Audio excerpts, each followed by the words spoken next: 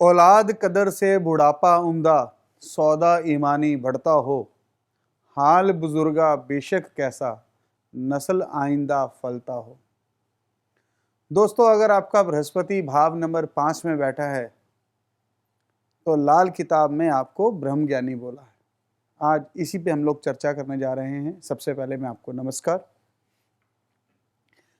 आपका बृहस्पति अगर भाव नंबर 5 में है तो आपकी जो नेचर है वो बेहद गुस्सैल स्वभाव की होगी, क्योंकि ये स्थान सूर्य का है और बृहस्पति यहाँ आपको ज्ञानी और सूर्य की तरह स्वभाव में गर्मी भी देगा। आपका स्वभाव आपके पिता से हूबहू मेल खाता होगा या फिर आपकी औलाद की नेचर आप जैसी होगी। आपका बचपन बहुत अच्छा होगा। आप टीचर के बहुत पसंदीदा स्टूडेंट्स में से एक होंगे। आप जैसा इंसान पढ़ता यानी स्टडी कुछ और करेगा और ज़िंदगी में बनेगा कुछ और। कभी कभी तो ऐसा जो इंसान है वो अपने सब्जेक्ट को बीच में ही बदल देगा, जैसे कि कॉमर्स करते करते आर्ट्स ज्वाइन कर ली या कुछ और।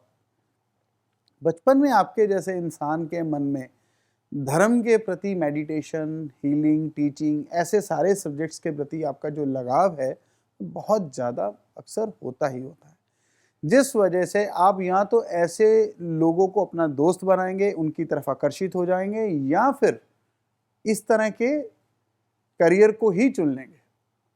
आप कुछ भी करें, बस धर्म के नाम पर कभी भी मांग के मत खाना, वरना बृहस्पति आपको बिल्कुल विपरीत असर देना शुरू कर जाएगा। दोस्तों, जैसे कि मंदिर में आप बार बार प्रसाद लेना या मंदिर के लिए चंदा इकट्ठा करना, मंदिर में रहकर धार्मिक कार्य और मंदिर के पैसे को निजी उपयोग में लाना, ये सब चीज़ें बहुत ध्यान से आपको रखनी पड़ेगी। किसी धर्म स्थान से कभी भी किसी वजह से उसके फंड्स में किसी भी तरह की इन्वॉल्वमेंट में अगर आप शामिल हो गए तो ये आपकी ज़िंदगी की बहुत बड़ी भूल होगी। स्वास्थ्य और जीवन में कई कामों में बहुत बुरे फल देखने को मिलते हैं। इससे आपको हमेशा बचना चाहिए। बृहस्पतिवार को अगर आपके यहाँ पर बेटा हो जाए तो सोने पे सुहागे सुहागे का काम करेगा। फिर आप बाप बेटा नहीं कहलाएंगे, बल्कि दो शेरों की दोस्ती, दो शेरों की जोड़ी कहलाएंगे। जहाँ जाएंगे विजय हासिल करेंगे। अगर आप अपनी नई शादीशुदा ज़िंदगी की शुरुआत कर रहे हो तो फिर ये वाली बात तो आपको हमेशा याद रखनी पड़ेगी कि बृहस्पतिवार को बेटे का जन्म बहुत लकी रहेगा। अगर बृहस्पति ग्रह आपको मंदा असर दे रहा है तो ये आपकी संतान का अबॉर्शन तक करवा सकता है। मगर आपने, खास करके अगर आपने अपनी मर्जी से कोई अबॉर्शन करवा लिया तो यहाँ बैठा बृहस्पति उल्टा फर देना खुद ही शुरू हो जाएगा। ये भी आपको याद रखनी चाहिए बात। बृहस्पति यहाँ बैठकर आप जैसे इंसान को थोड़ा आलसी बना देता है। आपका पेट, उसमें कुछ ना कुछ गड़बड़ रहेगी, खराब रहेगी या खराब रहना शुरू हो जाएगा। स्वभाव में आलसीपन आ जाएगा और ये सब चीज़ें आपको कभी कभी नुकसान देते हैं। अब हम बात करते हैं कि क्या उपाय यहाँ बैठकर बृहस्पति के लिए करने चाहिए। सबसे पहले तो मंदिर का प्रसाद और लंगर वगैरह कभी भी मांग के मत खाएं। धर्म के नाम पर भी कभी आपको मांगना नहीं चाहिए। चंदा खुद कभी इकट्ठा नहीं करना चाहिए और कभी कभी चंदे में से अपने चिल्लर या चेंज, अपने पैसों की भी नहीं लेनी चाहिए। इससे भी परहेज करना चाहिए।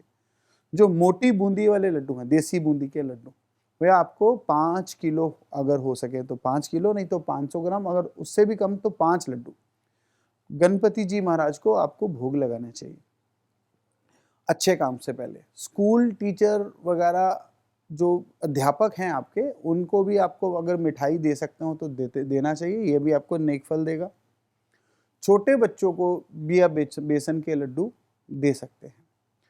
किसी स्कूल के अंदर सूर्य का रिप्रेजेंट आप देखिए, जो सूर्यमुखी का पौधा है वो सूर्य को रिप्रेजेंट करता है। तो सूर्यमुखी के पौधे या गेंदे के फूल आपको स्कूल की प्रीमिसेस में या कम से कम वहाँ पर जहाँ स्कूल की छांव पड़ती हो वहाँ लगवाने चाहिए। किस तरह के बिजनेस आपको अच्छा फल देंगे? कोई भी परफ्यूम के साथ रिलेटेड बिजनेस, इत्र के साथ रिलेटेड बिजनेस, कॉस्मेटिक के साथ रिलेटेड बिजनेस आप कर सकते हैं।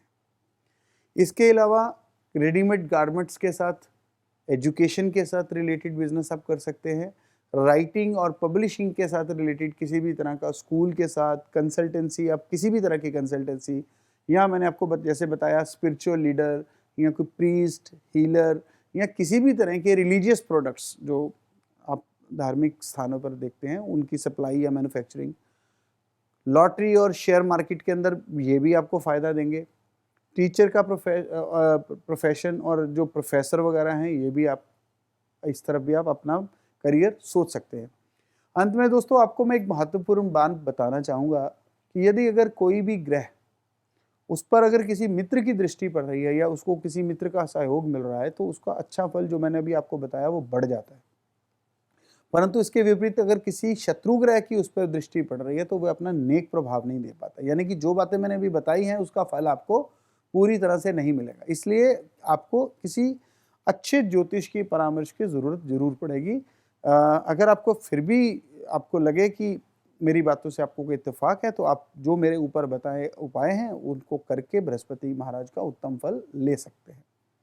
मैं इसी तरह से पहले भी बृहस्पति के ऊपर, पहले भाव के ऊपर भी इसका उपाय और सारे इसके योग बता चुका हूँ और आगे भी बताऊंगा। इसी तरह से सूर्य और बाकी ग्रहों का भी बताऊंगा। आशा करता हूँ आपको मेरी ये वीडियो पसंद आएगी। मिलते हैं हम जल्दी ही अगले एपिसोड में। तब तक के लिए धन्यवाद, नमस्कार।